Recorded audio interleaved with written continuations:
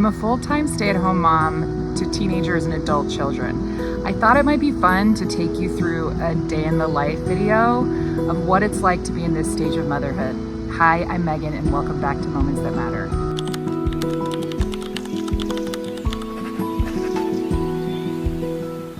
I've been a stay-at-home mom for 2 decades now. I've done the newborn phase, the toddler chaos, the elementary school years, and life looks very different now than it used to. I wish that I had better documentation of what our day-to-day life was like in those earlier stages of motherhood. I have pictures and some family videos and some journal entries, but I wish that I just had like a day in the life video so I could remember what it was actually like at that stage of our life. So I thought it might be fun to do that now. So we're back in school now, so I'm gonna give you a glimpse of what life is like as a stay-at-home mom of teenagers during a normal school day, which looks like a lot of downtime and free time on the surface, but there's still quite a bit going on. Our mornings are a lot less chaotic. There's no diaper changes or chasing toddlers. Instead, it's early alarms, kids not needing a lot of my help to get ready, family prayer and scripture study before everybody gets off to school and goes their separate ways. Once they're gone, it's really up to me to figure out how to fill my day with what I need and want to do. 3 of our kids have moved out in the last 6 months. It's quite different around here. We only have 3 kids to get up and off to school each day. Our daughter is a junior in high school, and every other day she has early morning seminary, which is a scripture study class that starts at 6 a.m. right before school. So on the days that she has seminary, we get up at 5:30 in the morning to read the Book of Mormon and to say family prayer together. On the off days, we do the same thing, just a little bit later. The boys actually prefer early days because they get to go back to sleep for a little bit. High school begins at 7:15 and middle school begins at 8. We don't have any kids in elementary school this year. First year without elementary school kids. The boys ride the bus to middle school, so everybody is out of the house by about 7:30 a.m. Except for my husband. He works from home, but his work starts usually between 7:30 and 8 every morning. To be completely honest, I have a terrible morning routine. In fact, I'm not a morning person at all. And the more independent that my kids have gotten, the worse I have been at getting myself up and ready to go. That's not very easy for me to admit out loud to people. But every year when school starts, I recommit myself and I decide I'm gonna be better and I'm gonna have a morning routine. And every year it lasts for a little while, but then it kind of trickles off and I slide back into my old habits. I'm trying again this year, and my realistic goal is to do a little bit better than I did last year. Last year, I was really terrible. I got up for family prayer and scripture study and then I just went back to sleep. And I didn't wake up until I felt like waking up. But not this year. I'm gonna be better. I actually feel really great when I get up and going in the morning, but I just have such a hard time actually waking up and getting out of bed. I just love sleep so much. And I'm not a morning person at all. So whenever I get out of bed, hopefully this year it will be at a normal time, like 7 o'clock. I start off with the usuals. I brush my teeth, I get showered, I get dressed. And if it's not a day where I'm washing my hair, I can do pretty much everything in about 10 minutes, sometimes even less. I'm actually really fast at getting ready in the morning. But if I have to wash and dry my hair, it's closer to about 30 minutes. I try to start my day off with chores around the house, just try and get them done. Start my day off with something productive so that whatever happens in the rest of the day, I feel okay about because I got something done. So I try to start my day off with chores. There are things that need to happen every day, like make my bed, do laundry. When we had 8 people living at home, I obviously was constantly doing laundry. I had to do at least a load a day, at least 1 load a day to stay on top of it.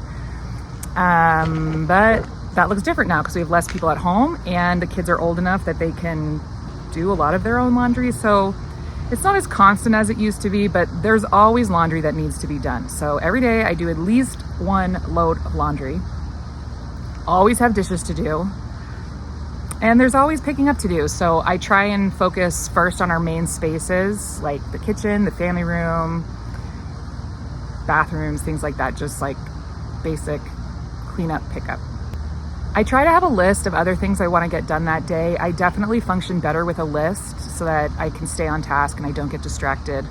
And I can kind of hold myself accountable to do things that need to be done and not just things that I want to do, because it's harder to keep myself focused and on track when my kids don't need me as much to do those things.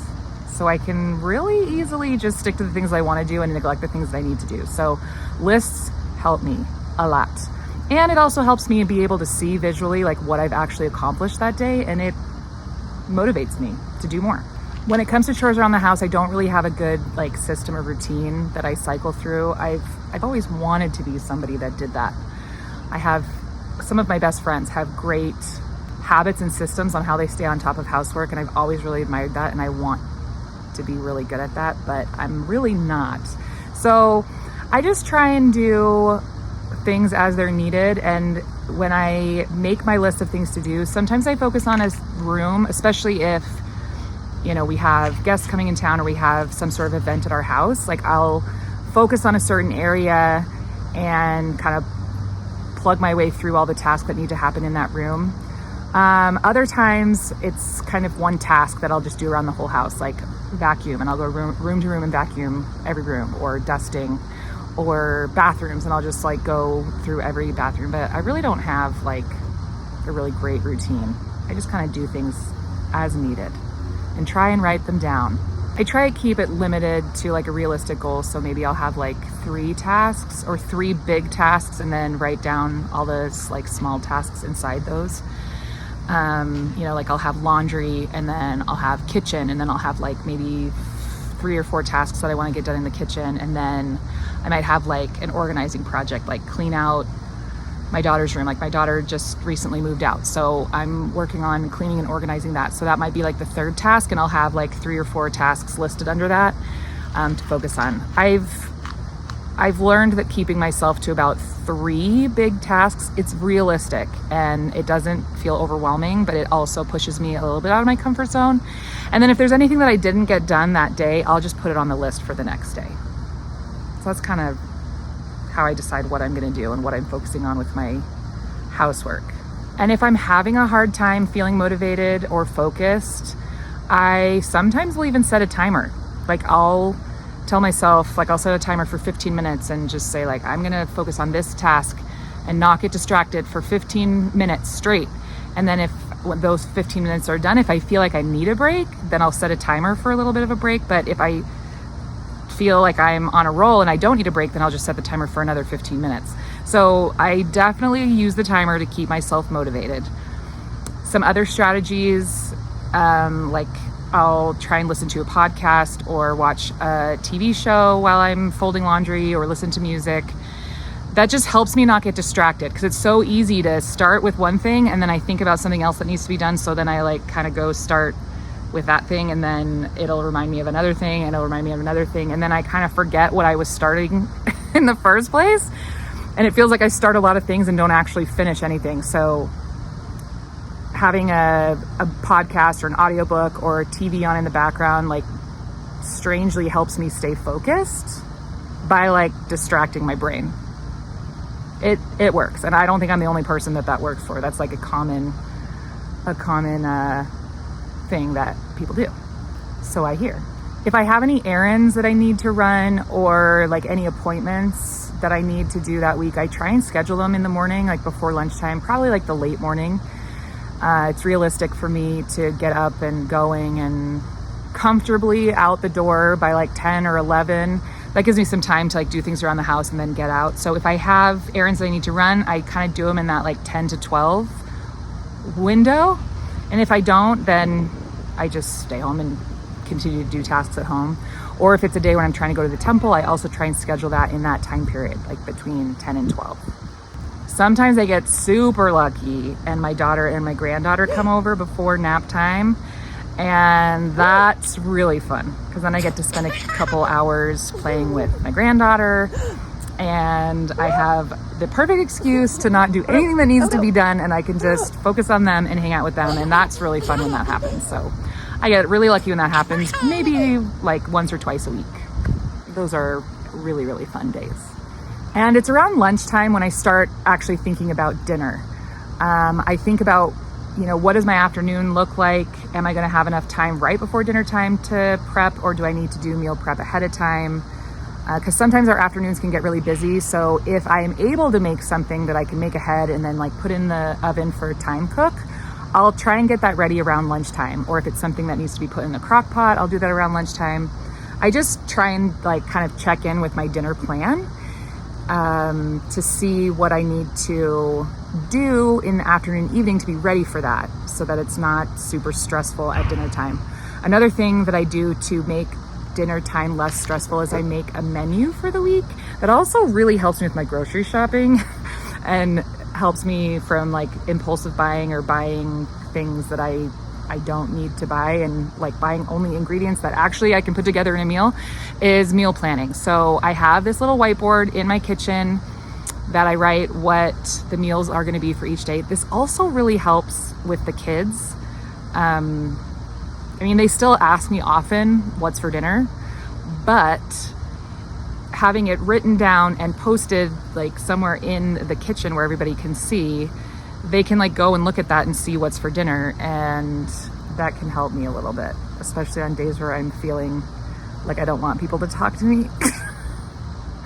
So I have a couple little things that I do around lunchtime to help make dinner time more successful and less stressful. But then in the early afternoon, that's kind of when I get my laptop out, and I'll do scripture study and like scripture journaling.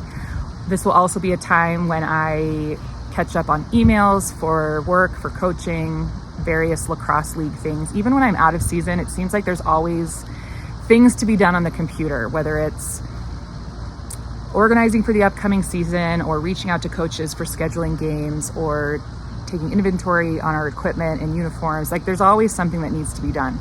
So I spend time on my computer in the early afternoon.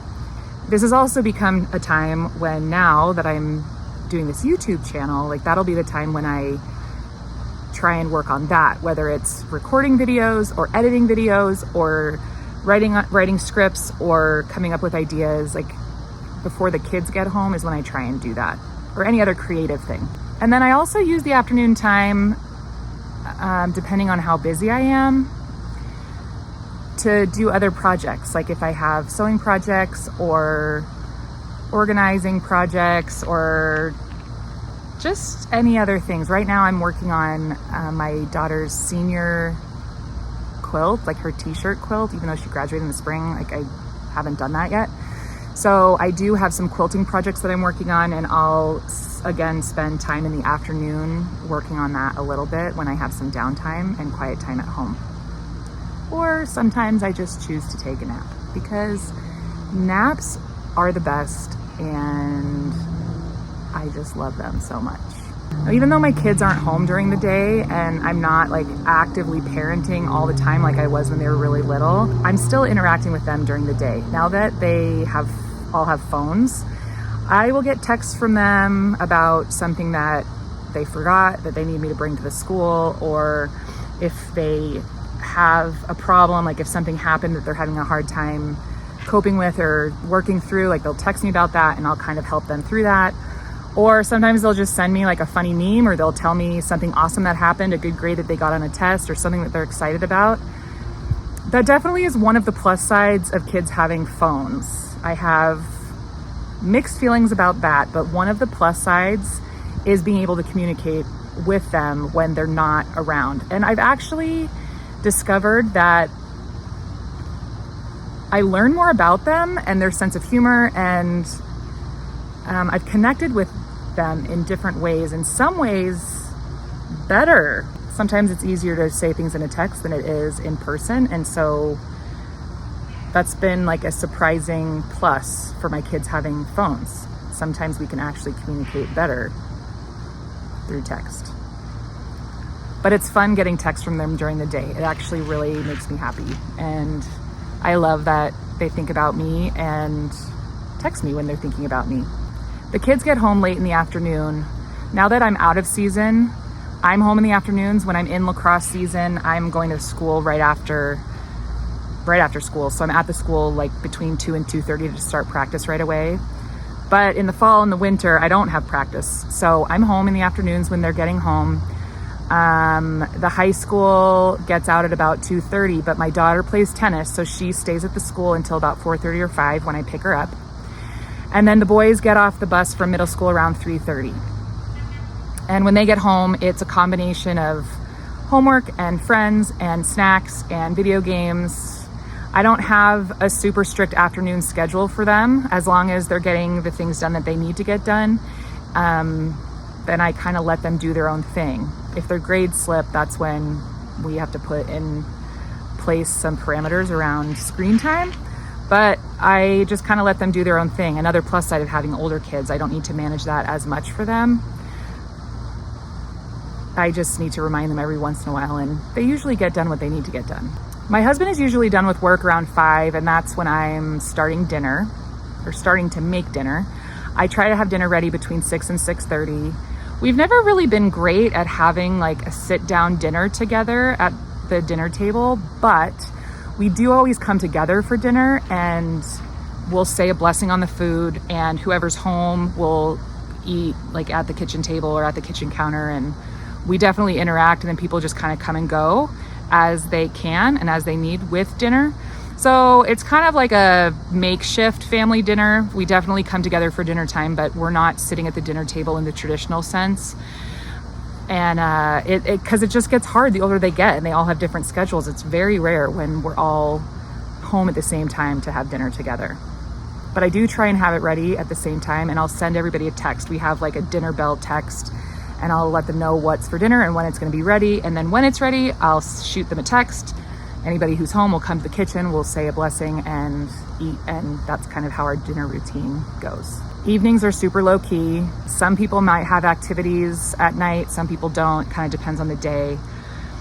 After dinner, we just like do a quick cleanup of dinner, probably get the dishwasher going, and everybody's kind of doing their own thing. Like some people might be watching TV, some people might be reading, some people might be finishing up homework, some people might be playing video games, some might be listening to music in their bedroom. Like everybody's kind of doing their own thing, and sometimes people are together and sometimes they're not, but it's pretty low key and relaxed until we try and have family prayer around 9, but it usually doesn't happen until 10. It's usually around 9 o'clock that I go up into my bed and I put my pajamas on and I get in my bed, and it's like I'm ready to be in bed. And so I spend a couple hours in the evenings in bed, like whether I'm reading, watching TV, reading scriptures, scrolling my phone, finishing something up on my laptop. Like I like hanging out in my bed. I actually have a little sign right next to my bed that says this is my happy place, and there could not be a more true statement. My bed is my favorite place. So then we all congregate in my husband and I's room. My husband and I's room? Me and my husband's room? My and my husband's room? I don't know what the grammar is. We congregate around my bed that also belongs to my husband. And we say family prayer before we go to bed. And then like some people go straight to bed after that. Some people do like the shower at night routine. And then my husband's usually the one that makes the rounds right before bed, like says goodnight to everybody in their rooms, locks doors, puts the dogs in their crates, and that's the end of our day. And then we start it again the next day. It's also pretty normal for one of my kids to like linger in our room after family prayer. Like sometimes they'll plop down on our bed and want to talk about something. Or sometimes they just want to mess around and like wrestle with my husband.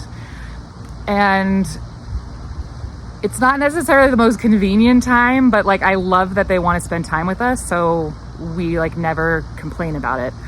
I don't know why teenagers want to connect at 10 or 11 p.m.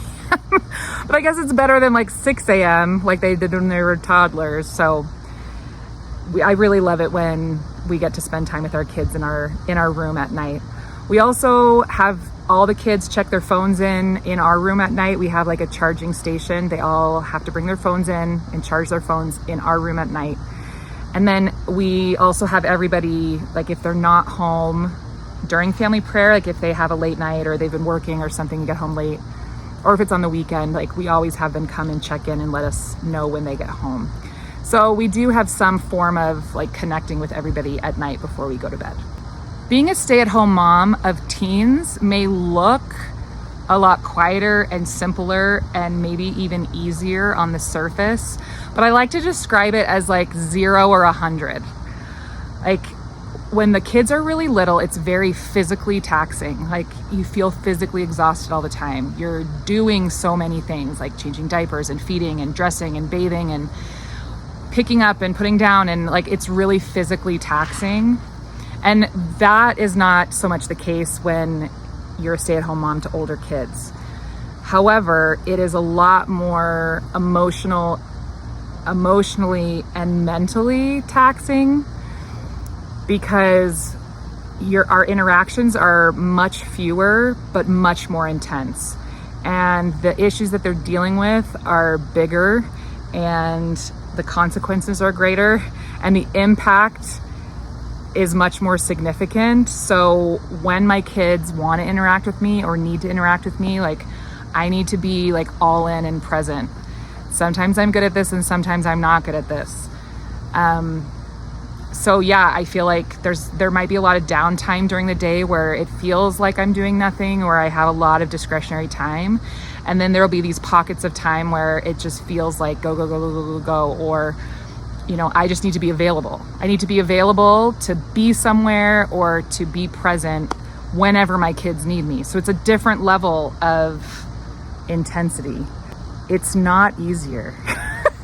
I thought that it would be easier. And I remember when my kids were really little and my husband and I would talk about the day when our kids would be able to do things for themselves and it will be so much easier.